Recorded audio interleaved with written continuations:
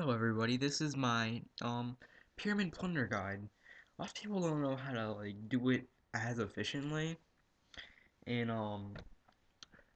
'07 because they're used to EOC and all the stuff that you can use. So I've been getting kind of mad at all the uneducated people I have to educate. Every single time I decide that I'm gonna be doing some Pyramid Plunder. As you can see here, I'm 77 thieving. I've been doing quite a bit of Pyramid Plunder. And basically, I want to show you my way that I efficiently do Pyramid Plunder and that anyone can do. It's very simple, and all it requires is just a little bit of effort. I'm going to switch to paint, and I'm going to show you, um, I'm going to show you my drawing on the map on how to do this. Okay, this is the map for, this is the Runescape map for 07scape, and basically I'm going to show you how you get to Pyramid Plunder and the routes you're going to take. First thing I need to choose pencil. Need to make it a little bit thicker so you guys can see it. Okay, first you're going to start at Lumbridge. You're going to be right here. First thing you're going to do is you're going to get 10 coins, which you're probably going to have at least 10 coins by the time you're 21 thieving to start Pyramid Plunder.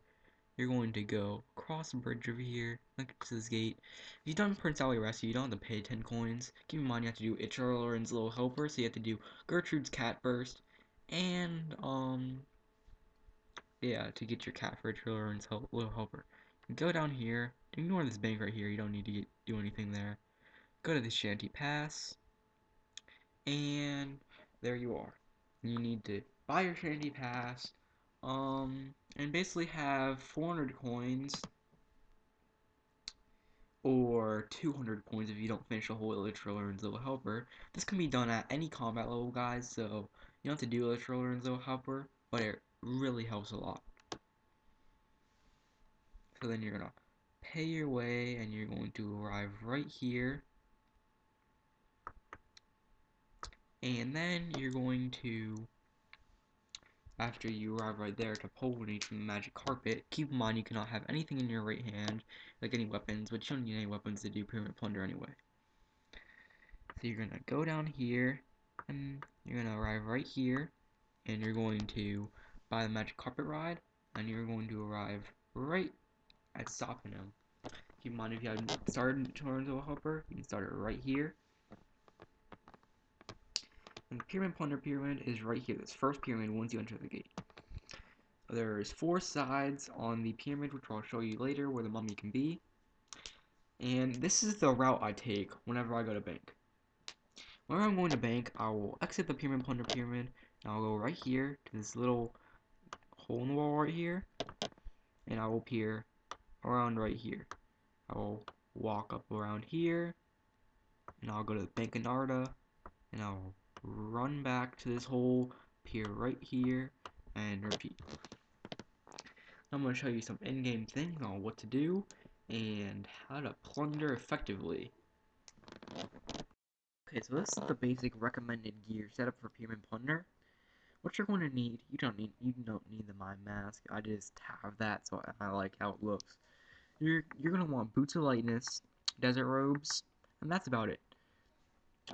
And the reason why you want Boots of Lightness and Desert Robes, the Desert Robes is because you have to walk through the desert in order to get to Sapinum and Narda for the bank. And the Boots of Lightness is just so you don't use up as much as your run, because you will use up a lot of run during Pyramid Plunder. See, if you've done Contact Quest, you do not need the Desert Robes, and you can wear nothing or whatever you want. I recommend nothing because it will save you on weight, and the less weight you have, the better, because that makes it much easier to do Pyramid Plunder, and you'll do it faster, and get more efficient XP. Okay, now that you're at the Pyramid Plunder pyramid right here, as you can see I'm in Sapinum, you're going to most likely be right here. So you're going to click on one of these anonymous doors, and oh, I got lucky this time. Normally it's random, so it's always in a different door. It's like it switches over every 20 minutes. So you press. So if you don't know what it is, you can talk to the mummy, which is you really don't need to talk to him at all.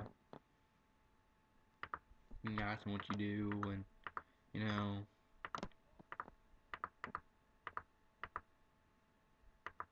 Okay, so you're going to, you could just right click them and hit the second option. First thing you're going to do is you're going to run up here and pass the spear trap. And then you're going to see you're in a room of urns.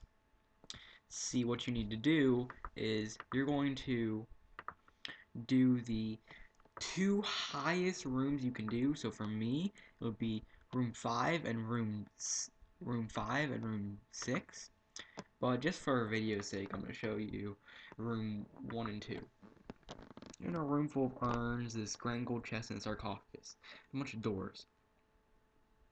See, if I was power leveling right now, I would skip through the doors and go to room 5 and 6. So first thing that you want to do is you want to make like a way around the room. Yeah, loot this first urn, and just keep going around.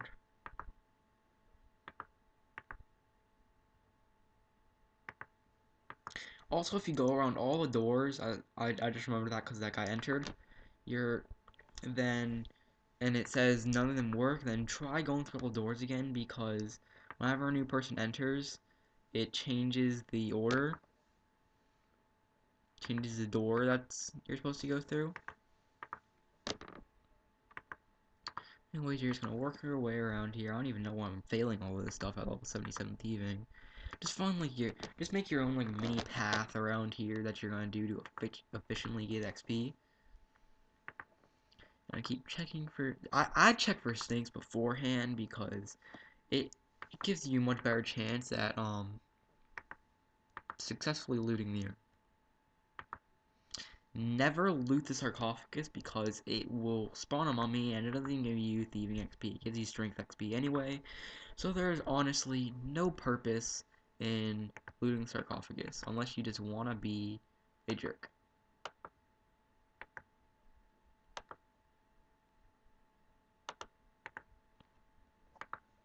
Because it will spawn that, yeah, it just spawns that mummy. I'm gonna finish this right here. And normally, most people, they will loot this chest right here. It gives you thieving XP, but it can spawn scarabs. It doesn't attack other people, so you're not being like a jerk if you're looting it. But I personally don't do it because I want to save on food. See if I loot it. Oh, I didn't get scarabs that time. So now I'm going to work through the doors. Sometimes you can fail the door. Honestly, I would not bring lockpicks for the doors. It is not a good idea. Because I'm not sure if they break or not, but they really don't help you that much, because I can get the doors almost every single time, even the ones for highest rooms I can do. Anyways, you already know why I did the last room, so I don't need to go through any of this. You'll be saying here and at the end of the thing, if I have extra time left, I will loot this, because then I can just leave the pyramid instantly. First thing I'm going to do is I'm going to show you, see if it spawns a mummy, because I know it normally spawns a mummy. Go spawn a level 84 mummy, and it normally kills everyone. Yeah, see, there's a mummy. That is why do not open that up. Gosh, I don't think he's going to let me leave either.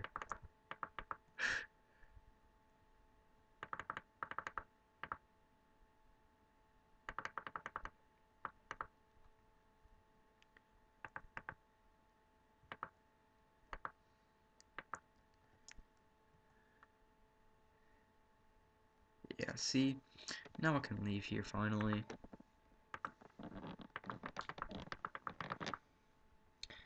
And I'm going to show you the bank route. If you've done contact, you don't need to do this bank route because you can just run through the trap door. Run through that trap door down there. And there's a bank down there. But that is just too hard for me at my level. So I honestly don't do that. It doesn't look as far as it does on the map, guys, so don't worry about the bank being too far. It's pretty quick as long as you bring light gear.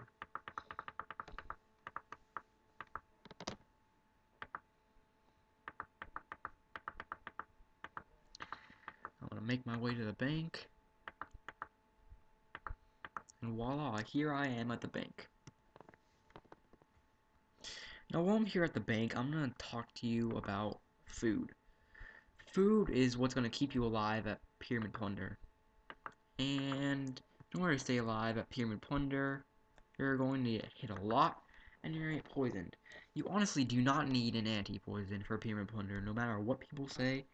It is not that necessary. In order to keep the most efficient XP, I suggest bringing a whole inventory of cakes or tuna. This is the reason why is they do not hit you very high, but you will get hit a lot. So low healing foods that are pretty cheap and you can get them pretty easily are very useful at Pyramid Plunder. I personally use tuna, but cakes work just fine. In a little bit, I'm going to show you gear setups, and that's going to be about it, and recommendations. I'm basically gonna go over to you. I'm gonna go over with you the recommendations I have for Pyramid Plunder. Your recommended levels and things you can have in order to do this. My recommendations is boost of lightness, a cash stack of GP to share, or very nice friends that will give you cash. And I recommend having at least 31 thieving, which you can start at 21 thieving. If you're not 21 thieving yet, because that's the minimum level for Pyramid Plunder, I just go do whatever you have to do in order to get 21. Just go rob the cake stall or something. I don't know, whatever people at low thievings do. I would also recommend a higher hit points level. Mine's still pretty low, but if you have at least 70 or 80 hit points, you will last a very long time. So being level 3 isn't very optimal doing Pyramid Plunder, but you can still do it and still get very fast XP. I also recommend a higher agility level so your run restores faster. I'm low agility as well, so I'm not really following my guidelines at all. Um, And basically, that is it. I mean, if you have anti-poisons, I would bring one in inventory, but there's really no use for it. I mean, if you're a lower level, like a level 3, maybe anti-poisons would be beneficial, but at the moment, anti-poisons at my level, and probably like level 40 to 126, there's really no use for anti-poisons. So basically, once you get 99, everyone have fun with your thieving capes.